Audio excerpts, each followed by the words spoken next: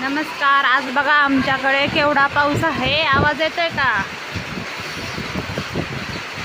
हा आत्ता सकाळी 11:30 वाजता पाऊस आहे. ए घरात हो.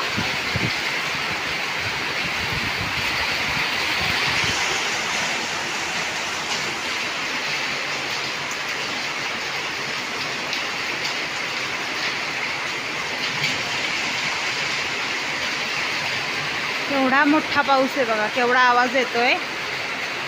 हा आत्ता सकाळी 11:30 वाजताचा पाऊस आहे.